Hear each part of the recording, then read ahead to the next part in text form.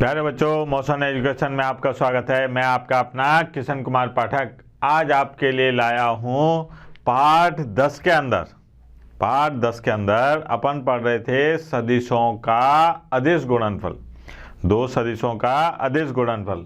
उसमें प्रश्नावली 10.3 के कुछ महत्वपूर्ण सवाल बाकी थे।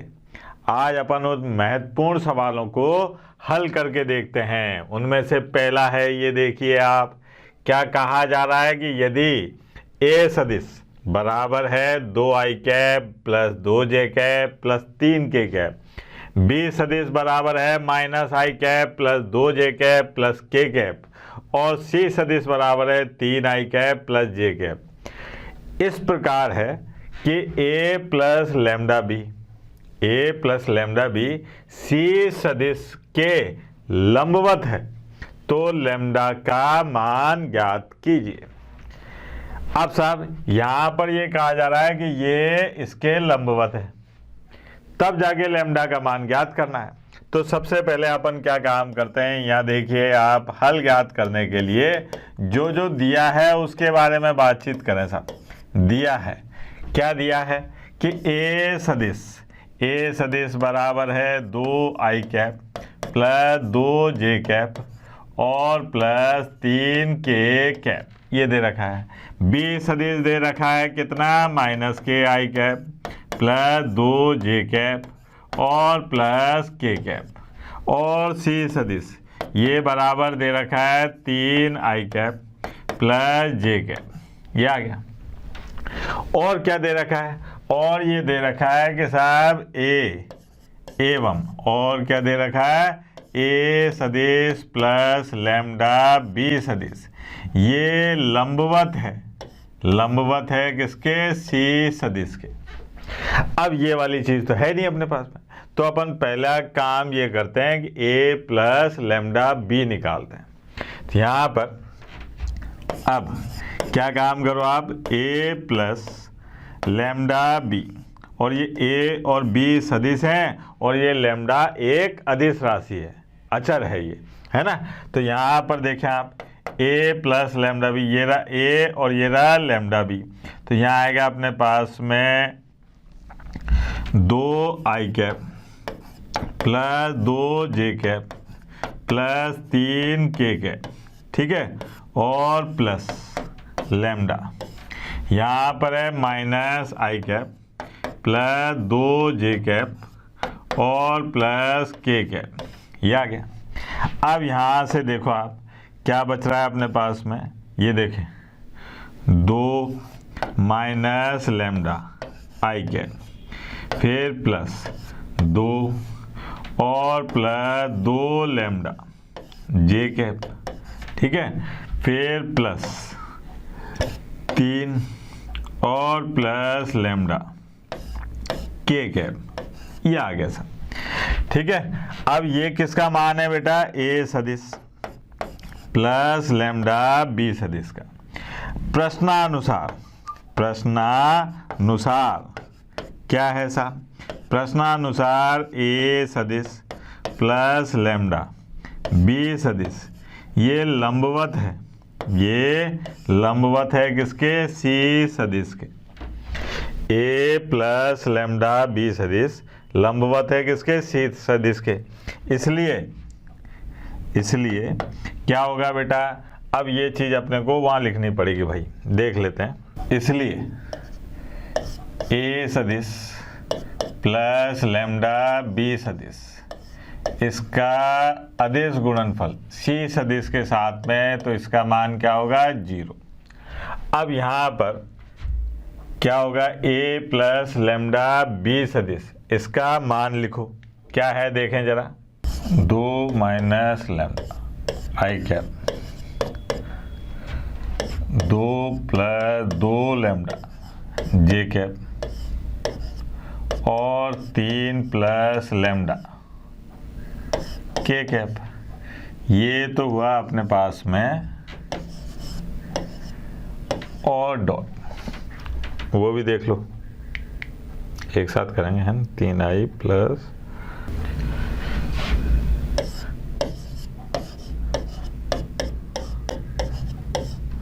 हाँ भैया, अब स्टार्ट करना है ना। या अब इससे क्या पता चलता है बेटा कि a प्लस लेमडा बी सदिश अगर लंबवत है सी सदिश के, तो इसका मतलब क्या हुआ कि साहब a सदिश प्लस लेमडा बी सदिश का सी सदिश के साथ में अगर अदिश गुणन करेंगे तो क्या आएगा, 0। यह आएगा साहब। तो अपन इनका अदिश गुणनफल करते हैं। अब अदिश गुणनफल करते हैं तो देखें क्या प्राप्त होगा साहब। यहाँ पर देखिए ये आ गया अपने पास में 0। हाँ भाई, 2 माइनस लेमडा का 3 से गुणा करा तो ये आ गया 2 माइनस लेमडा और गुणा 3। फिर जे की बात करी तो 2 प्लस 2 लेमडा और गुणा 1। अब इसका तो अपने पास के कैप का तो घटक है ही नहीं, तो इसलिए यह आ गया 0 और बराबर 0। ठीक है। अब यहाँ पर देखिए 6 माइनस 3 लेमडा और 2 प्लस 2 लेमडा बराबर 0। ये कितना बचा, माइनस लेमडा, उधर ले जाओ तो लेमडा बराबर कितना आ गया बेटा, 8। ये आ गया अपने पास में लेमडा का मान। कितना आसान काम था। ठीक है। और देखते हैं, ये देखिए आप दूसरा सवाल, बड़ा मज़ेदार सवाल है। ठीक है। ये केवल आपको डराने की कोशिश कर रहे हैं, ये बड़े बड़े से मापांक के चिन्ह लगाकर, है ना, मात्रक सदिश बताकर अपने को क्या डराने की कोशिश करेंगे। ये लिखा हुआ है, दर्शाइए 2 शून्येतर सदिश ए सदिश और बी सदिश के लिए ये और ये परस्पर लंबवत हैं। ठीक है। शून्येतर का मतलब 0 नहीं है, शून्य के अलावा जो सदिश हैं उसकी बात कर रहे हैं अपन। तो यहाँ पर हल क्या है साहब, 2 सदिश दे रखे हैं, एक ये और एक ये। इनको नाम दे दो कोई अच्छा सा। क्या करते हैं अपन, इसका नाम दे देते हैं, इसको दे देते हैं P और इसको दे देते हैं Q, है ना। तो यहाँ पर P सदिश ये दे रखा है अपने पास में A सदिश का मापांक और B सदिश गुणा, फिर प्लस B सदिश का मापांक और साहब A सदिश, ये आ गया। अब यहाँ पर दे रखा है Q सदिश। ठीक, Q सदिश, तो यहाँ पर क्या दिखाई दे रहा है अपने पास में, देखो आप, A सदिश का मापांक, है ना, और साहब गुणा B सदिश माइनस यहाँ पर है B सदिश का मापांक और गुणा A सदिश। अब चूंकि P सदिश और Q सदिश एवं Q सदिश, ये Q अपन ने बड़ा लिख दिया, जबकि अपने को क्या याद रखना है, सदिश को हमेशा स्मॉल लेटर से ही लिखते हैं, है ना। तो यहाँ पर यह आ गया Q सदिश, P सदिश एवं Q सदिश परस्पर लंबवत हैं। ये प्रश्न देखिए साहब, दर्शाइए कि 2 शून्येतर सदिश A सदिश और B सदिश के लिए ये जो हैं परस्पर लंबवत हैं। ये जो है परस्पर क्या है, लंबवत हैं। अब लंबवत हैं तो यहाँ पर देखिए आप कि ये शून्योत्तर सदिशों का मतलब क्या हो गया कि ये सदिश A सदिश और B सदिश शून्य नहीं है। शून्य होते ही तो क्या हो जाएगा, इनका वैसे ही लंबवत शून्य हो जाएगा, मतलब इनका अदिश गुणनफल क्या हो जाएगा, शून्य हो जाएगा। ठीक, तो अपने को क्या काम करना है, यहाँ पर देखिए हल।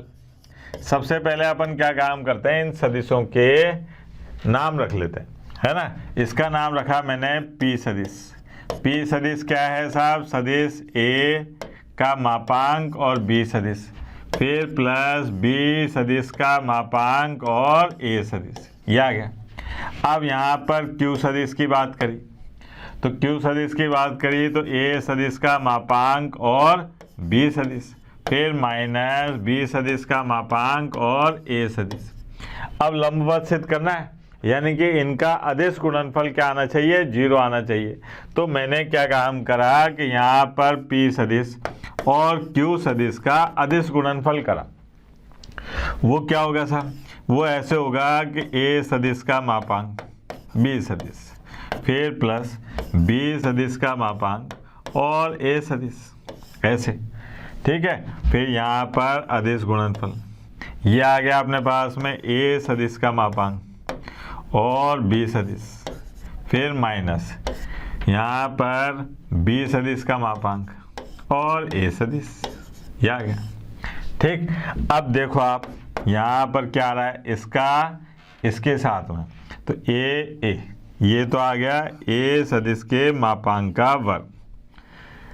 ठीक है, और था बी सदिश और बी सदिश, है ना, फिर इसका इससे, तो यहाँ पर आ गया माइनस ए सदिश का मापांक, बी सदिश का मापांक, है ना, और बी ए, ये आ गया बी सदिश और ए सदिश।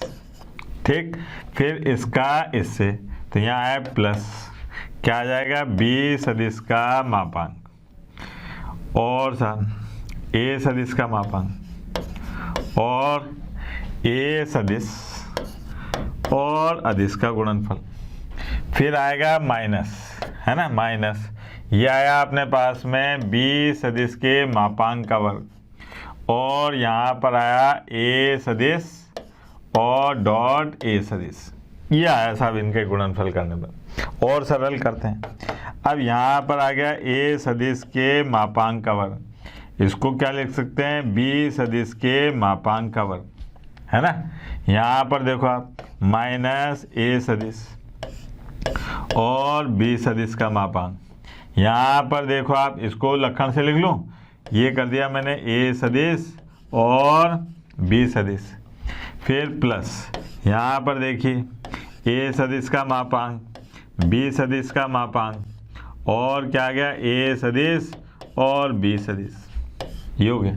यहाँ पर देखिए माइनस बी सदिश के मापांक का वर्ग और ए सदिश के मापांक का वर्ग, ये हो गया। अब देखो आप कि क्या पता चल रहा है कि इसको देखो आप, इससे ये काटा, है ना, इससे ये काटा, सब कट गए साहब, तो यहाँ पर पी सदिश और क्यू सदिश का अदिश गुणनफल क्या हो गया, 0 के। तो इसका मतलब ये हो गया कि पी सदिश और क्यू सदिश परस्पर लंबवत हैं। तो लंबवत सिद्ध करने के लिए अपने को उनके अदिश गुणनफल का मान 0 सिद्ध करना पड़ेगा। आ गया, ठीक है ना बेटा। तो ये सिद्ध हो गया कि ये परस्पर लंबवत है। ठीक बेटा, आगे बढ़े। देखो आप, ये देखो आप, बड़ा मजेदार सवाल है, दिमाग के ढक्कन खोलेगा थोड़े से। ये कह रहा है कि यदि ए सदिश का ए सदिश के साथ में अदिश गुणनफल 0 है और ए सदिश का बी सदिश के साथ में अदिश गुणनफल भी 0 है, तो सदिश बी के बारे में क्या निष्कर्ष निकाला जा सकता है, मतलब बी सदिश क्या हो सकता है ना, उसके बारे में बातचीत करते हैं अपन। तो यहाँ पर हल में सबसे पहले आता है दिया है। क्या दिया है? तो दिया है कि साहब ए सदिश और ए सदिश का अदिश गुणनफल बराबर है 0 के, ये दे रखा है। और क्या दे रखा है साहब? एवं ये कहा जा रहा है कि ए सदिश और बी सदिश का अदिश गुणनफल भी 0 के।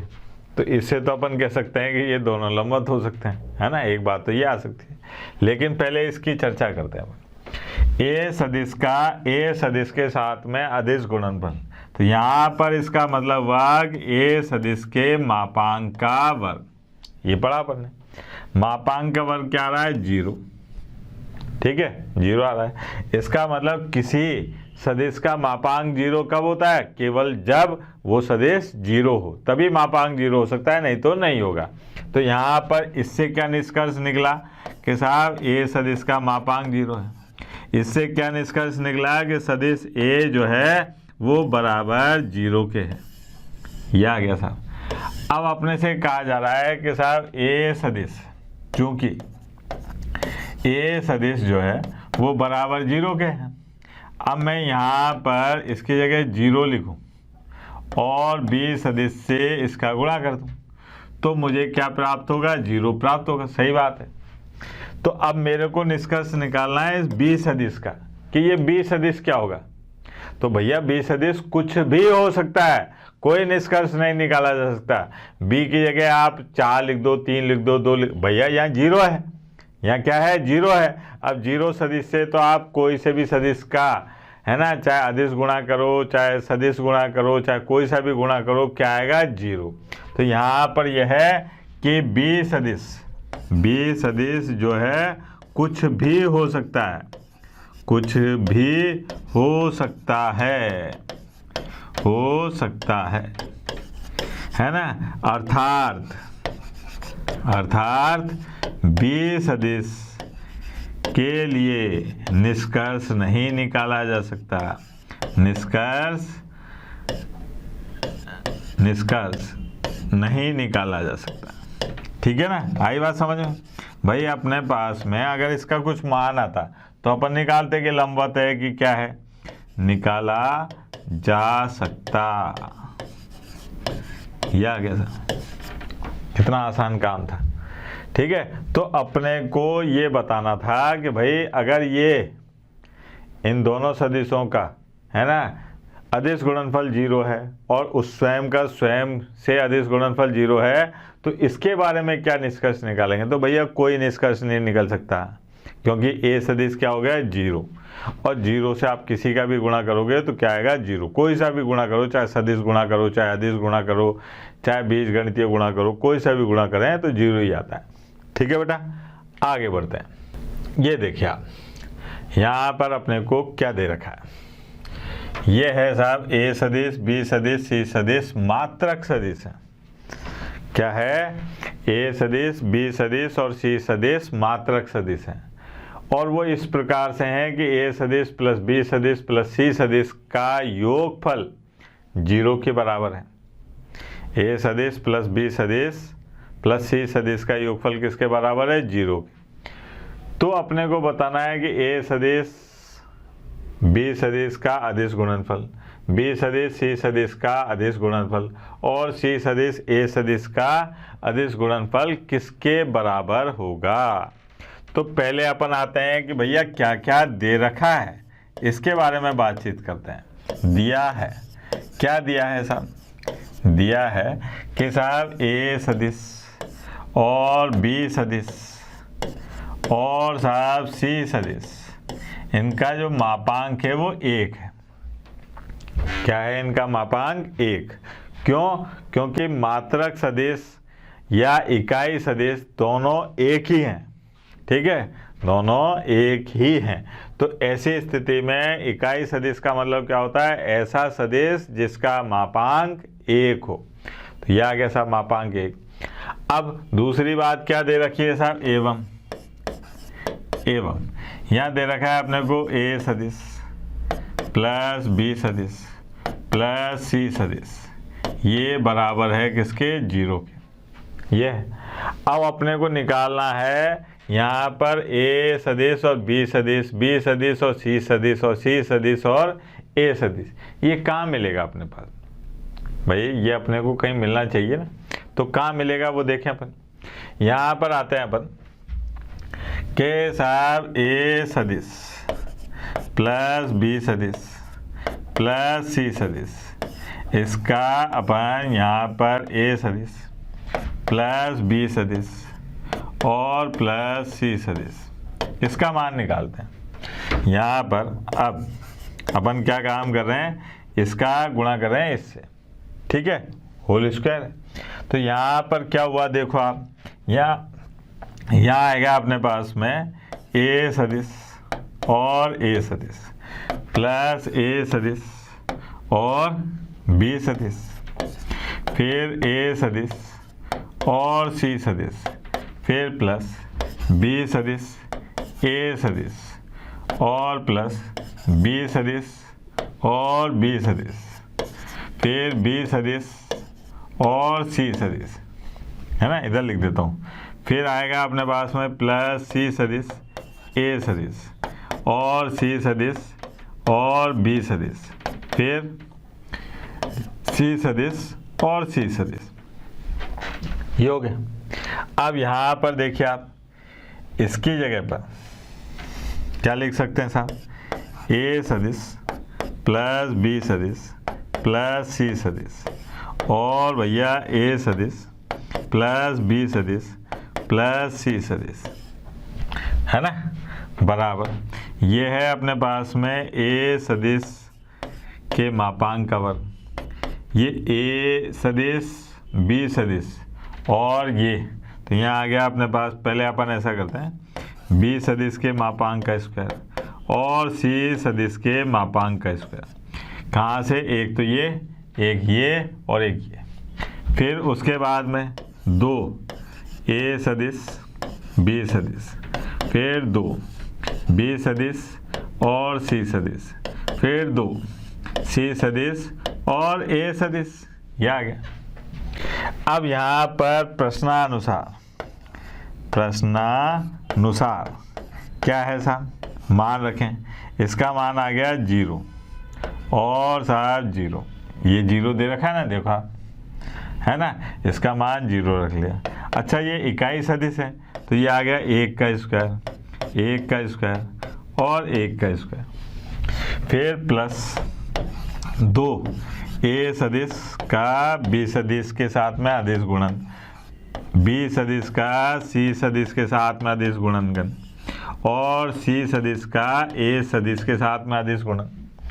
अब देखो ये तो आ गया 0, तो यहाँ पर क्या मिलेगा अपने को, जरा देखें, यहाँ मिलेगा अपने को कि 2 ए सदिश बी सदिश, फिर 2 बी सदिश और ए सी सदिश, फिर 2 सी सदिश और ए सदिश, बराबर आ गया -3।